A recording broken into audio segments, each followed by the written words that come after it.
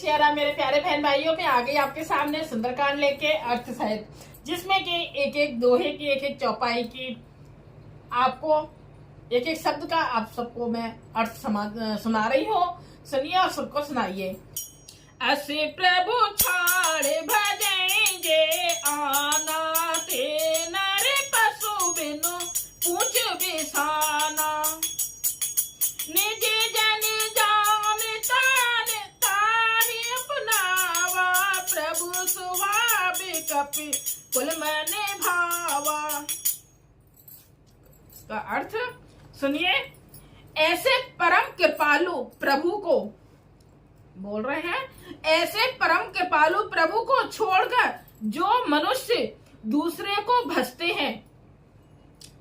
आजकल ऐसा है ना कि और भी दूसरे भगवान जी को मानने लगते हैं, है ना। इसी तक बताया जा रहा है कि ऐसे कृपालु प्रभु को छोड़कर जो मनुष्य दूसरे को भजते हैं वे बिना सींग पूंछ के पशु हैं। आप समझ ही रहे हैं ना। बहुत से अब आजकल इन भगवान जी को छोड़ के दूसरे भगवान जी को छोड़ के तीसरे भगवान जी, मतलब हर जाति के, ऐसे नहीं कि अपने अपने तो सारे भगवान एक ही हैं हिंदू में, लेकिन और के लिए बोला है कि ऐसे कृपालु भगवान को छोड़कर जो दूसरों को भजते हैं।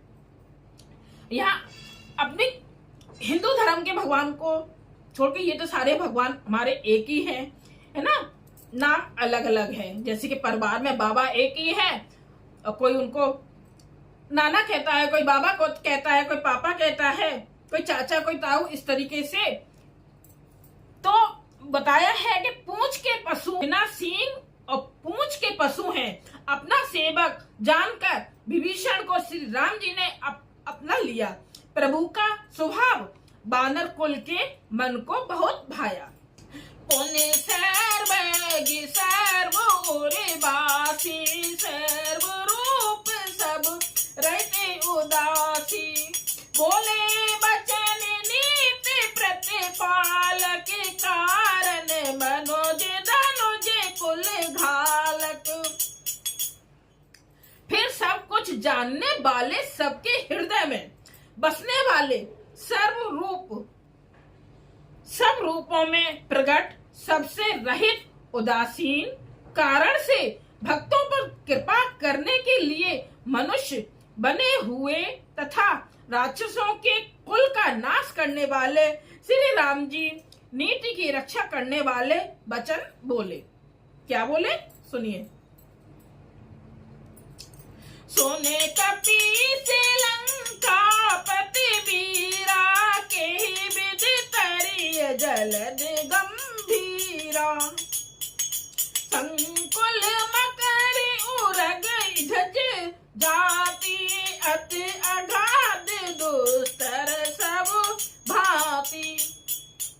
हे वीर बानर राज सुग्रीव और लंकापति विभीषण, सुग्रीव और लंकापति विभीषण, सुनो इस गहरे समुद्र को किस प्रकार पार किया जाए।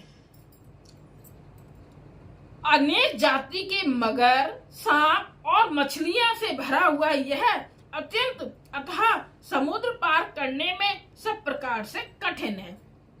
समुद्र में, है ना, मगर भी है, सांप भी है, मछलियां हैं। तो लंकापति विभीषण जी से ये पूछा जा रहा है कि इसको कैसे पार करें समुद्र को। तो फिर क्या कहते हैं। कह लंकेश सुनाहु रघुनायक, कोट सिंध सो छके तब सायक, जदपि तदपि नीति यसी गाई, बिने करिय सागर सन जाई। विभीषण जी ने कहा, हे रघुनाथ जी सुनिए, यद्यपि आपका एक बाण ही करोड़ों समुद्रों को सोखने वाला है। विभीषण जी राम जी से कह रहे हैं कि आपका एक ही बाण करोड़ों समुद्रों को सोखने वाला है, सोख सकता है। तथापि नीत ऐसी कही गई है, उचित यह होगा कि पहले जाकर समुद्र से प्रार्थना की जाए। अब यहाँ तो भगवान जी हो गए ना, और लेकिन वो लीला कर रहे हैं मनुष्य की, तो वहां पे अब प्रार्थना ही करनी पड़ेगी ना। तो इसलिए कि समुद्र से प्रार्थना की जाए, जानते सब है, लेकिन लीला चल रही है इसलिए। जय श्री राम। प्रभु तुम्हारे कलि गुरु जलधि, कहे उपाय विचार, बिनु प्रयास सागरे तरही, सकल बालु कपिधार। हे प्रभु, समुद्र आपके कुल में बड़े पूर्वज हैं। विभीषण जी ने कहा कि कौन है समुद्र, कि आपके कुल के बड़े पूर्वज हैं, वे विचार कर उपाय बतला देंगे। वो मतलब सोच समझ कर उपाय बता देंगे। तब रीछ और बानरों की सारी सेना बिना ही परिश्रम के समुद्र के पार उतर जाएगी। हमारे हुए ये 51 भाग हो चुके।